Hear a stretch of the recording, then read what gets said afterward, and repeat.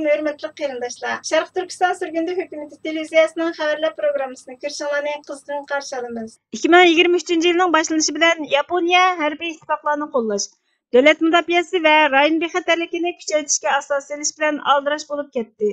Hindiston tashqi ishlar ministri Jay Shankar shanba kuni Hindistonning amaliy kontrol qilish tizimidagi ahvolini o'z oldiga o'zgartmoqchi bo'lgan Xitoyga qarshi kuchlik va keskin ifodasini bildirdi. Dünya Səhiyyə Təşkilatı Xitay bilan koronavirusning manbasi haqida texnik hamkorlikni umid qiladi ekan. Tunda tafsiliy mazmunlarni diqqatingizga sunamiz.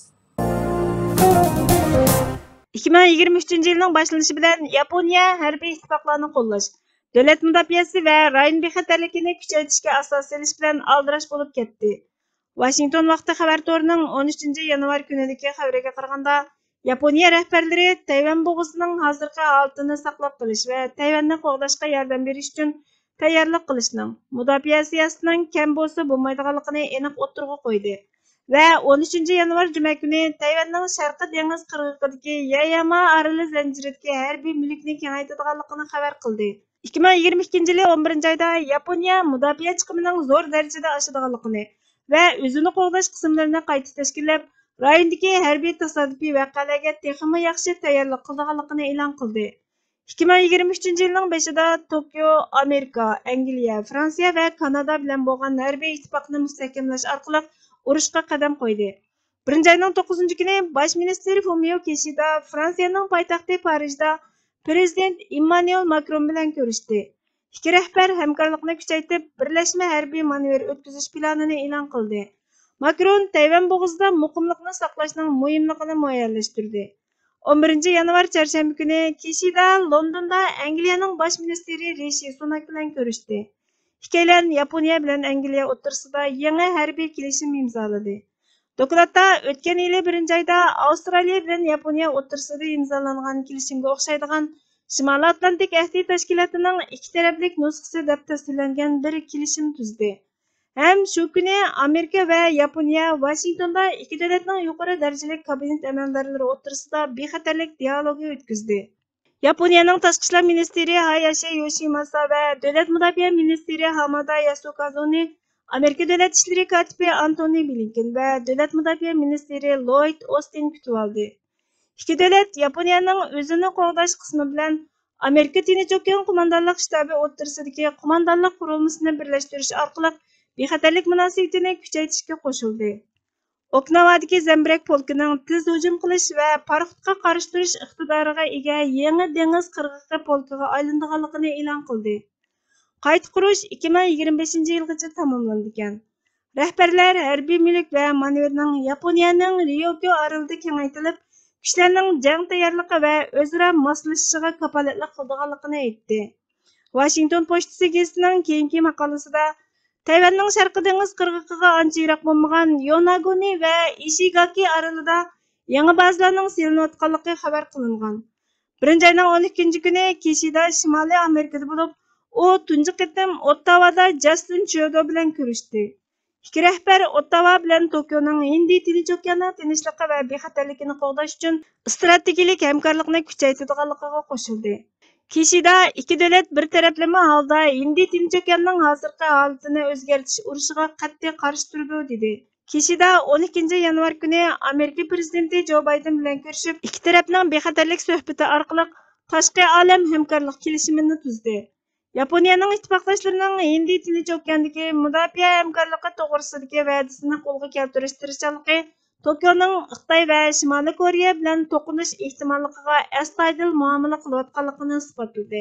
Xitoy va Chavshan taratqullari Yaponiya bosh ministrining harbiy tasodifiy voqealarga tayyorlik qilishdagi dodil harakatiga ogohlantirish orqali qarshilik ko'rsatdi.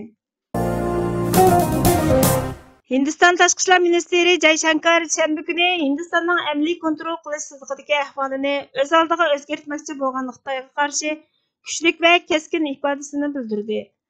ANI xabar to'rining 15-yanvar kunidagi xabariga qaraganda, To'g'laq sulolasining 53 yillik kunini xotirlash faoliyatida Jay Shankar Xitoy 2020-yil 5-oyda koronavirusiga qaramay Shimoliy chegara rayonimizda kelishimnomalarga xiloflik qilib, zo'r askariy kuchlarni o'rlashtirib, ahvolimizni o'zgartirishga urindi. Bizning buningga qarshiligimiz kuchlik va sog'lom. Havo va muhit sharoitining qiyin bo'lishiga qaramay, Hindiston askarlari chegarani qo'g'dashni davomlashtirdi dedi va Hindistonning nima uchun dunyoda muhim ekanligini ta'kidlab, Xitoyga javoban Hindistonning davlat bexatarligini qo'g'dash uchun nima zarur bo'lsa shuni qildiganligini aytdi. Shundaqla Hindistonning dunyodagi muhim jo'grafiyalik, siyosiy, jo'grafiyalik, strategik ahamiyati va o'rnini tushuntirib, Hindistonning jo'grafiyalik o'rni uning tarixiga munosabatli bo'lib, Hindiston yarim oroli o'z ismini olgan okeanga nisbatan aniq bir markazlikka va cho'ng quruqliq o'lchamiga ega. Hindistonsiz Osiyodan halqagan tutashtirish tashabbusi muvaffaqiyat qozonolmaydi.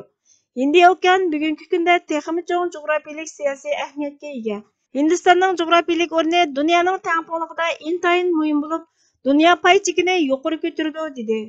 Bu Javshankarning tunji qitim Xitoyning amaliy kontrol siziqini o'z beshimchilik bilan o'zgartirishga uringanligini ayblashi emas. Javshankar Avstriyaning bir raqamlik ovoz hujjatining ziyoratini qabul qilganda, bizning amaliy kontrol qilish siziqi bilan munosabatli tuzgan kelishimnomamiz bor.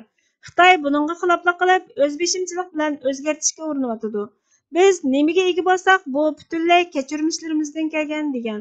Galvan vodiysi va Pangong ko'li keyingi zamonlarda Xitoy va Hindiston qurolli qismlari orasida talashish nuqtasiga aylandi. O'tgan yili Arunachal Pradeshdagi Tavangning sharqida ikki kuch qarshilashdi. Yaqinda Hindiston va Xitoy 20 dekabrda Chushul Moldo chegarasida 17-korpus qo'mondon darajali yig'in chaqirib, ikki taraf janub tarafda bexatarlik va muqimlikni saqlash to'g'risida kelishdi.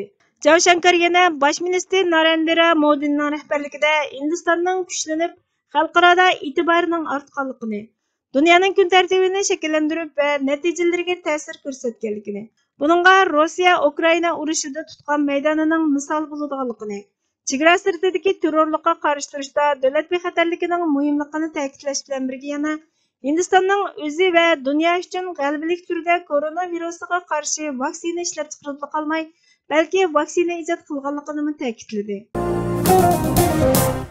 Dunyo sayyoh tashkiloti Xitoy bilan koronavirusning manbasi haqida texnik hamkorlashishni umid qiladi ekan. Inay xabar torining 15 yanvar kunidagi xabariga qaraganda, Dunyo sayyoh tashkilotining direktori Tedros Adhanom Ghebreyesus shanba kuni Xitoy davlat sayyoh ministri Ma Xiaoyi bilan telefonda ko'rishib, Xitoydagi koronavirusi ahvoli haqida suhbatlashib, kasallikning yiltizi to'g'risida hamkorlashganligini aytdi. Xitoy davlat axboroti yer shari vaqtining bildirganiga qaraganda, Tedros Adhanom Ghebreyesus bilan Ma Xiaoyining telefonda ko'rishishi Xitoyning oldingi yili 7 dekabrda 0 yuqum tadbirini amaldan qoldirgandan keyin koronavirusi bilan yuqumlanib o'lganlar sonining 60 mingga yetganligini xabar qilgan kunida amaliylashdi. Xitoy davlat sayyoh ministrligi 2022 yili 8 dekabr kuni bilan 2023 yili 12 yanvar kuni orasida korona vaqasi bilan o'lganlarning sonining 59398 nafar kishiga yetganligini, vaqaning ortishining sababining oldingi yili 7 dekabr kunidagi koronavirusi siyosatining bo'shatilganligidan ekanligini bildirdi.